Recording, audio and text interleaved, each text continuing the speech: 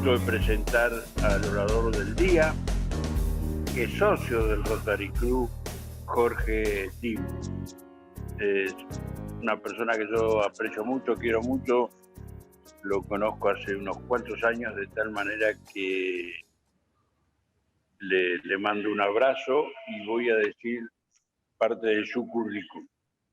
Su padre, Constantino Dimu Pantelli, apellido italiano, emigrante griego, madre uruguaya, Angélica Bárcenas Sanguinetti. Profesiones de nuestro orador: proveedor y agente marítimo, exportador y broker desde la edad de 22 años. Fundador de la Cámara China y es presidente de la Cámara de Comercio de Polonia y de la Unión de Exportadores del Uruguay.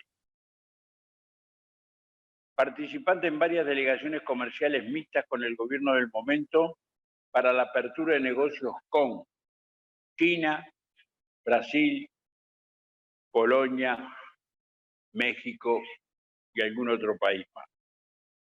Productor forestal y ganadero desde hace 40 años. Socio del Rotary Club de Montevideo desde hace 24 años, con la clasificación de proveedor marítimo y aún en actividad comercial. Hoy, nuestro orador, el señor Jorge Dimu, va a presentarnos la conferencia que él nos dijo habitualmente, que se llama Conquista del mercado cárnico de calidad en Brasil. Así que el micrófono es todo tuyo, Jorge. Un agradecimiento primario por estar aquí y un abrazo grande mío y de toda la comisión. Gracias. Bueno, buenos días para todos, compañeros rotarios y el público en general que participa en este Zoom. Vamos a hablar del mercado que se conquistó hace 25 años a 28 años, cómo fue que se logró el mercado de Brasil. Uruguay tenía la costumbre de venderle a Brasil mercaderías, en este caso carnes, media res, vaca entera, vaca en pie. Es decir, no importaba. Yo me acuerdo en aquella época, ¿para dónde vendieron? A Brasil. Bueno, cualquier mercadería que no estuviera muy bien, se le vendía a Brasil. Hasta que un día, con otro proceso que se inició en Uruguay, que fue lo de los corderos pesados. ¿Por qué? Cordero pesado era un invento que hizo el Sul con el frigorífico San Jacinto, con la familia Pi, la cual era un complemento para tratar de venderle a Inglaterra o Europa. Comenzaron ellos con eso hasta que un día, en mis idas a Brasil y estar en contacto con un gran vendedor y muy conocido que era Marco Molina, dueño del actual de Marfrig, número 2 del mundo, cual comencé con él trabajando en el mercado brasilero y cómo podíamos cambiar ese método que había de venderle cualquier cosa. Ya que Brasil venía en un crecimiento en ese momento, estoy hablando de 25, 28 años atrás, o 30. Entonces, recuerdo de que se empezó con algunas pruebas de delantero del ovino que sobraba de la venta a Europa, a empezar a colocarlo en Brasil. Era un cordero que pesaba 14, 16 kilos y venderlo en porciones. Es decir, no vender la carcasa. Pero había que convencer y había que recorrer, había que caminar y estar bien respaldado para poder hacerlo. Recuerdo que se comenzó recorriendo algunos restaurantes hasta que un día, en una propuesta de los dueños de aquel momento, de los hermanos Pi, su familia, me pidieron a ver si podía lograr vender todo el animal, porque Brasil era un complemento nomás del tema europeo. Pero me acuerdo que le dije, yo voy, pero tienen que venir los dueños del circo. Y bueno, me acompañaron y ahí fue donde empezamos en varios días a recorrer junto a ellos y junto a Marco Molina, el dueño de Marfrig, a recorrer restaurantes y a conocer a los dueños. Hasta que se empezó a hablar de onzas, una onza 28 gramos. En fin, fue una batalla de 1 año, 2 años, muy bien respaldada por la parte de Marfrig, muy bien respaldada por el grupo familiar de los Pi. Y la perseverancia de poder mejorar la calidad. Estamos hablando del ovino, pero simultáneamente comenzamos a ver el tema del mejoramiento de los restaurantes y ver la posibilidad de que fueran referentes para el futuro mercado de calidad de Uruguay. Que Uruguay empezara a vender, no cualquier cosa, a vender una marca que se llamara Uruguay.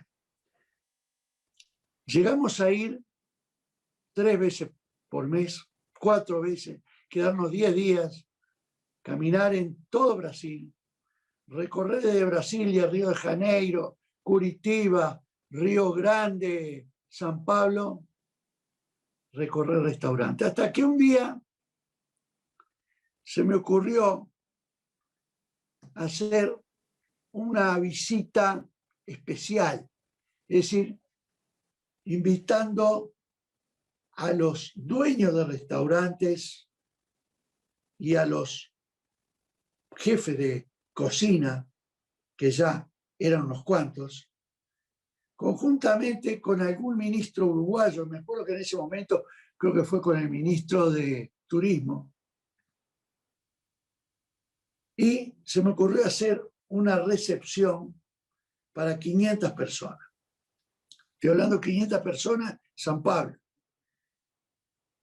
Bueno, y también dije, bueno, tenemos que enseñarle a cocinar. Bueno, vamos a enseñarle a cocinar. Invité al conocido cocinero uruguayo, Sergio Puglia, el cual, junto conmigo, que en aquel momento yo ocupaba la Unión de Exportadores del Uruguay, llevar al ministro y personalidades y prensa brasileña. Yo lo que precisaba era un respaldo para que fuéramos creíbles. Y ahora les voy a explicar qué es creíble. Se hizo el evento, que fue un éxito, todos los diarios brasileños, autoridades, hasta que ahí empezaron a ver que había una posibilidad de tener algo constante.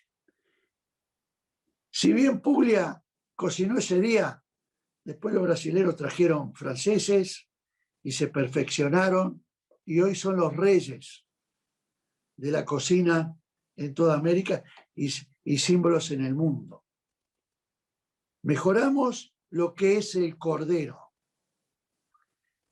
y dimos la seguridad de tenerlo, de estar suministrándolo todo el año. Suministramos carne vacuna como bife ancho, bife angosto y la famosa picaña, cuidando la calidad, clasificándolas. Una perseverancia extraordinaria. En aquel momento, varios fueron los ministros que me acompañaron, hasta ministro de Economía, ministro de Turismo, de Industria y Trabajo, y también nos apoyaron muchos brasileños. ¿Cuál fue la perseverancia de lo que creamos en Uruguay? La seguridad sanitaria. Eso le benefició al Uruguay, pero todo se llama en base a ¿qué? A perseverancia. ¿Qué pasó? Al tener toda esa cantidad de restaurantes, que eran miles, porque ya se identificaba la mercadería uruguaya, inclusive superando en el vacuno a lo que era la fama argentina, dio la posibilidad de la apertura de mercados de calidad con la trazabilidad en el mundo entero. Así fue como se conquistó. Porque todos los turistas que iban del mundo entero a Río de Janeiro o a Brasilia o en San Pablo, como muchos de ustedes conocen, fueron viendo el progreso que tuvieron todos esos restaurantes y todos esos supermercados donde vendían la carne de calidad con marca uruguaya. Eso sirvió de ejemplo para la perseverancia de poder continuar con otros mercados como se fueron conquistando, porque hoy en Europa ya se identifica la carne con la trazabilidad uruguaya. Doña María va a Carrefour en París y sabe el origen de la mercadería, que es uruguaya, quién era el productor, cuándo se faenó y cuándo se congeló, o etcétera, etcétera, etcétera. Hoy las cadenas en Brasil, como Swift, que dejó propiedad de la cadena JBS, que es la número 1 del mundo de carnes, la número 2 es Mafric, la cual nosotros hace años representamos acá, tiene más de 400 ventas de productos de alta calidad con la marca Swift. También en México, también en Estados Unidos. Y hay una perspectiva de crecer y de mejorar el mercado de las dos tipos de carne, vacuna y ovina, a gran escala en el mundo entero desde el Uruguay. Y yo vengo insistiendo a todos los que vienen atrás, que siguieron el ejemplo de Uruguay, todos esos uruguayos jóvenes que están haciendo de broker, hoy instalados y viviendo hasta en China, que han sido perseverantes en seguir, y las posibilidades que tiene el productor uruguayo y la industria uruguaya, acompañado por las legislaciones y por el gobierno, tiene un futuro extraordinario, nunca visto en el Uruguay, que debemos aprovechar. Uruguay conquistó estos mercados, sí, comenzamos con Brasil, hoy somos conocidos en carnes, en cualquier rincón de Brasil, en cualquier rincón de China. Hoy son los compradores número 1 de cordero y de carne vacuna. Se están llevando la mayoría de la productividad y van creciendo. Y en Europa, una vez que estén todos vacunados y empieza a salir el verano, va a haber un boom de la demanda uruguaya en todos estos rubros. Lógicamente, estamos luchando, y veo al gobierno con un buen signo, de poder luchar para poder bajar los aranceles que estúpidamente venimos pagando, que son muchos cientos de millones de dólares que no los pierde el productor, en definitiva. Que para que la gente entienda cómo es, Uruguay, como ser en Estados Unidos, tenemos una cuota creo que de 20.000 toneladas que no paga arancel o es mínimo. El resto sí paga un arancel muy grande. Eso sucede hasta con China. Y están en ventaja con China hoy Nueva Zelanda y Australia, que tienen aranceles muy bajos o prácticamente cero. Lo cual nosotros, ¿qué tenemos que luchar? Tenemos que luchar para tener una producción mayor de ovinos con el cordero pesado. Hoy somos creíbles porque, perdón, ustedes saben muy bien que le vendíamos carcasa de que capón y oveja, y el cordero era de 11 o 12 kilos que se comía a fin de año. No, hoy tenemos un cambio sustancial en la producción de ovinos con razas que permiten tener cualquier cantidad o la mayoría de mellizos, y donde hoy a pasto y con un sistema que el mediano y el chico encierra de noche para no tener los robos y no tener el problema de los perros, ha dado una mejoría, pero tenemos que insistir en que no podemos tener 6,5 millones. Tenemos que tener arriba de 20 millones como hace 30 años teníamos. Y en vacunos estamos con unas razas extraordinarias, cosa que hace 30 años no le dábamos importancia. Hoy Uruguay es gran criador de Angus. Acuérdense que lo que teníamos era Hereford, la mayoría, muy poco Angus. Hoy no, el Angus ha crecido. ¿Y por qué ha crecido? El Hereford, con un problema de ojos, aunque en Estados Unidos ya se está cambiando la genética con enfermedades en los ojos, pero el Angus da mayor marmoleo y está dando una mayor terneza y un engorde más rápido. Es decir, más grasa interna, sí. Hay mucho, se le está dando praderas y granos. No son de un encierro 100%, son a campo abierto y cielo abierto. Hay algunas cruzas más. Se ha introducido al Uruguay como la raza Wagyu, que es Wagyu de origen japonés, la cual con sus cruzas da la posibilidad de tener cría, las vaquillonas ser entoradas con 15 meses y eso le da un año más de rapidez. Todo esto sirve para poder tratar de aumentar la capacidad ganadera del Uruguay. Siguiendo con los mercados y la conquista con Brasil, que siguió de ejemplo, hoy los mismos brasileros, y antes de la pandemia, con sus cadenas de restaurantes, están instalados en todo el mundo. Yo he estado en restaurantes en Estados Unidos, en varias ciudades, de cadenas brasileras. He estado en Japón, he estado en Francia y en Italia, y todos han nacido desde Brasil. Y la característica de todos ellos es de que se especializan en tener calidad de carne. Si bien en algunos de estos restaurantes no les podemos mandar por restricciones que teníamos, ustedes saben muy bien que Uruguay tiene dificultad de poder para vender con hueso, por el problema aftóxico, que si bien estamos libres con vacunación, Europa no permite la entrada de vacunos ni ovinos con hueso. Lo permite Estados Unidos al ovino con compartimientos especiales. Pero todo eso tenemos que ir peleándolo para poder lograr un mercado que va a ser impresionante la demanda, porque si bien hoy, ¿por qué tenemos poco stock? Porque los chinos se están llevando todo y se van a llevar mucho más. ¿Por qué? Las dificultades en la producción están en Australia y están en Nueva Zelanda, pero los chinos se están comiendo mejor y vienen creciendo a un ritmo impresionante, porque hoy lo vemos que están en Marte, que era eso imposible de creer hace 25 años atrás.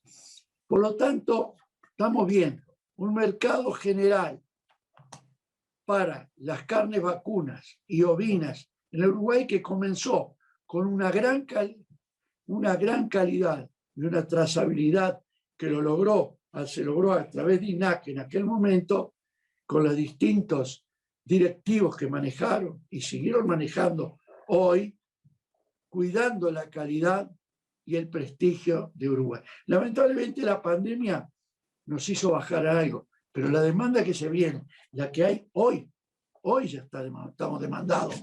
Y no nos asustemos de ver un precio del ganado como está en el día de hoy de 4, porque en Brasil hay lugares que está a 4.50 en el día de hoy. Cuando estábamos trayendo carne de Brasil para el abasto interno, ya no lo estamos trayendo por el precio que tienen ellos. Por lo tanto, estamos viendo la posibilidad de poder conseguir mejores mercados aún y con mayor demanda, pero hay que incentivar a los productores. Y gracias a todos los que nos están siguiendo en la búsqueda de los mercados en el mundo entero, como siguiendo el ejemplo de lo que hicimos en aquel momento con Brasil y que fuimos perseverantes. Todo después de San Jacinto lo siguió otras plantas frigoríficas, como el caso del frigorífico Las Piedras, que fue un baluarte tremendo, porque no podía San Jacinto solo y buscamos a ellos para poder entrar. Y hoy son otros también que están en el mercado brasilero. Y así como estamos en el mercado brasilero con muchas industrias, también el Uruguay va a conquistar de más mercado como lo estamos viendo en el día de hoy. Bueno, yo les voy a dar al término unos 15 minutos para que puedan, el que quiera hacer alguna consulta, con mucho gusto, y si no me llaman por teléfono, que algún ejemplo, algún beneficio les voy a dar. Muchas gracias a todos. Reitero el agradecimiento, ahora sin micrófono. Muchas gracias. Y con toda seguridad, Santiago debe tener algún anotado para alguna pregunta. ¿Qué futuro hay o qué líneas de acción hay para los productores que comentabas hoy, de que había que aumentar la producción, ¿verdad? Bueno, ¿qué apoyos cuentan hoy los productores a nivel del país o la región para meterse en estas lides, ¿no? Bueno, en lo que respecta al rubro de ovinos, que me vengo quejando hace mucho tiempo, me acuerdo cuando estábamos con 9 millones, dije voy a sacar tarjeta roja porque nos vamos a venir abajo, y nos vinimos abajo. Y creo que hoy que hay un stock de ovino de menos de 6 millones y medio. Pero el ovino, el grande, no. El mediano y el chico, que son aquellos que tienen 1000 ovejas, o 500 ovejas, o 2000, que salen con los bichos de la mañana a pastorear y los encierran en la noche por el tema del abigeato, por el tema de los perros, etcétera, los cuales son los que más pueden producir. El tema del ovino es que falta gente, la gente se ha pasado mucho también el problema personal, pero tendría que buscarle la vuelta. El Ministerio de Ganadería, que lo vengo pidiendo hace mucho tiempo, y el gobierno, de incentivar este rubro. Hay mucha gente que quiere incentivar, el SUL también quiere incentivar, tener una producción mayor. Tenemos beneficios, que tenemos muchos mellizos. Es rápido eso, el crecimiento en el ovino puede ser mucho más rápido, porque hoy si tuviéramos 5 o 10 millones más, lo vendemos todo. Porque hoy acá el tema, el precio, no es problema. China hoy está demandando, ¿cuánto hay? 20, 30 contenedores, los lleva. Ellos tienen una población de origen musulmán, China, que son cientos de millones, que están exigiendo ovinos. Ellos producen también. Y en el vacuno, que es más difícil, hay que organizarse, se vienen muchos productores muy bien organizados en el país para poder incentivar un 10, un año, un 20%, buscar la manera, pero necesitamos el apoyo. Yo soy productor también. Necesitamos el apoyo del gobierno, principalmente del Ministerio de Ganadería, con sus técnicos y el mismo ministro que es productor rural. Ver de poder mejorar rápidamente la producción, porque el Uruguay está en la pecuaria, en el ovino, en el vacuno, en la forestación, está en los granos. Los granos van a ir marchando para allá. En los granos vamos a tener que terminar haciendo una planta de aceite de soja, como en Argentina, y no venderlo en grano. Por lo tanto, en los vacunos, en los ovinos, hoy la forestación, ¿cuánta forestación hay en campos que no eran exigentes en calidad de tierra? Hay vacunos y hay ovinos.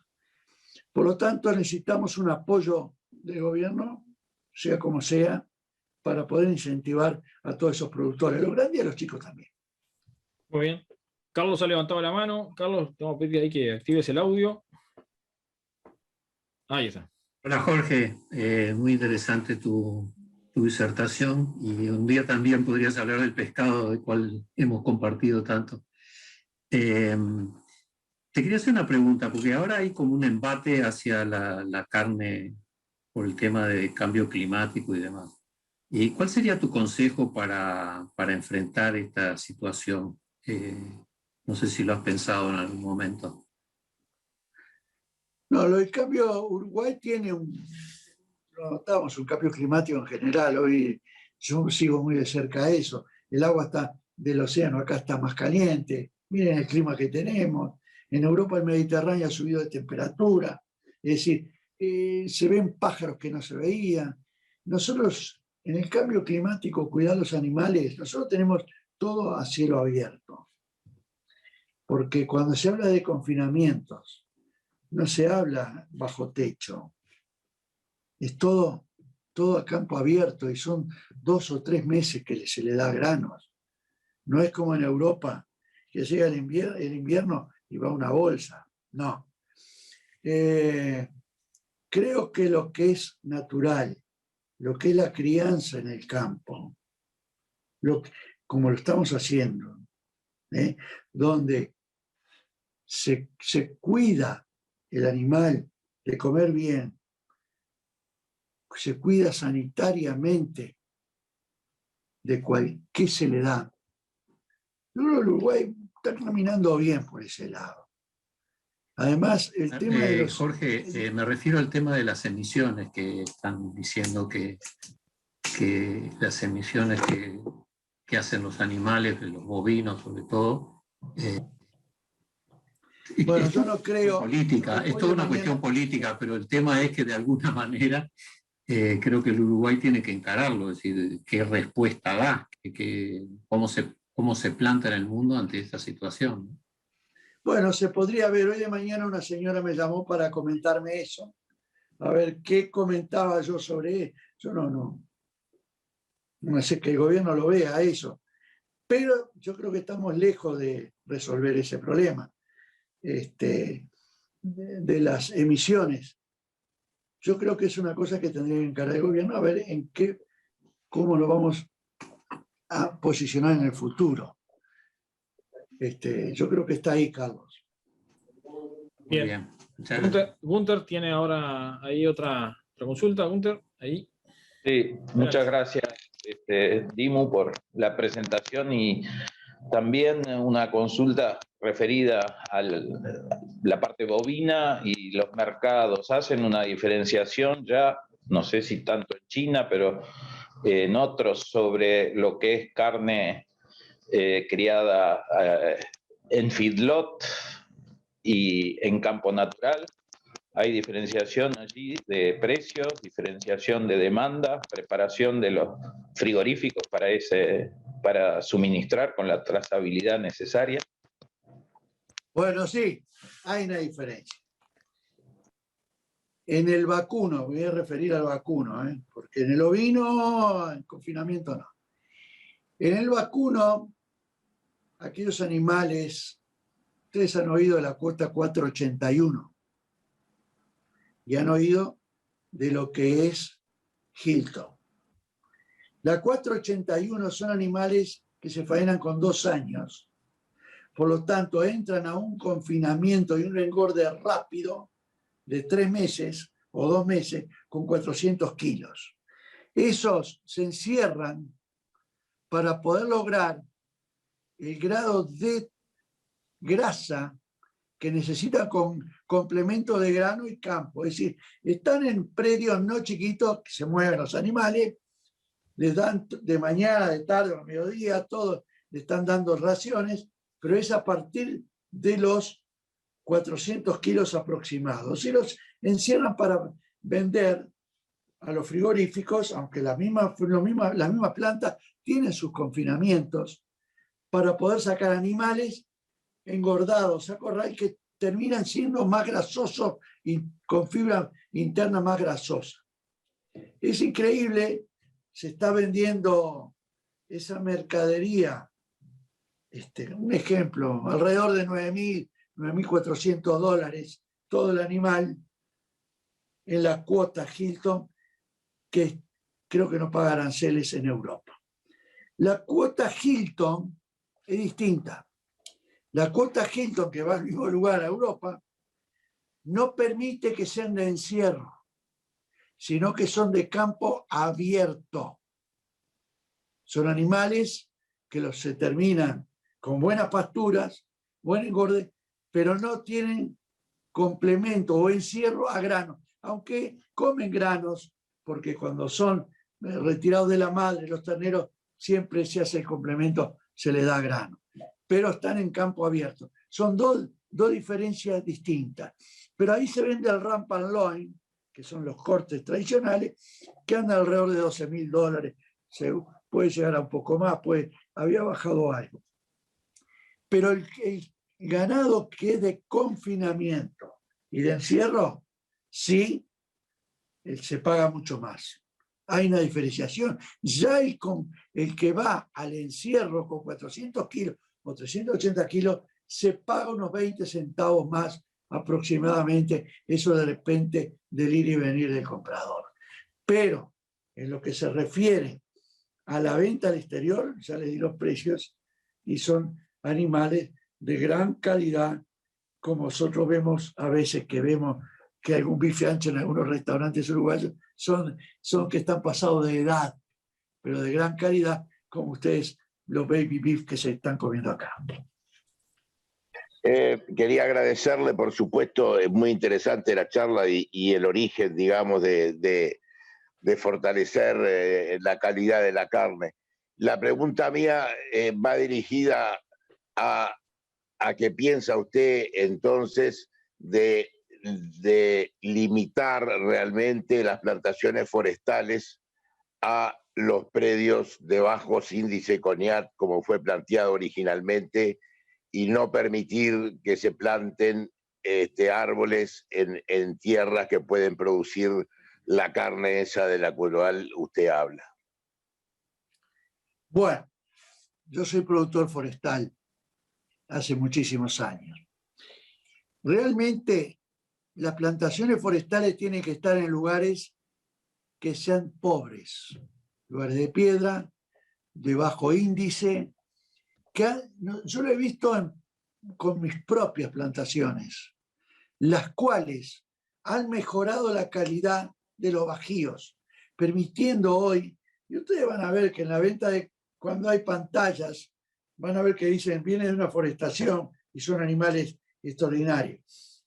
Yo creo que de acuerdo en que hay que plantar solamente, que quedan muchos miles de hectáreas en lugares de baja calidad. Los lugares aptos para buenas pasturas, buenos granos y buena ganadería, porque la ganadería es un complemento de las demás pasturas y de los granos que hoy valen. Una soja, un trigo, un maíz, una colza, hay muchas cosas para poder seguir.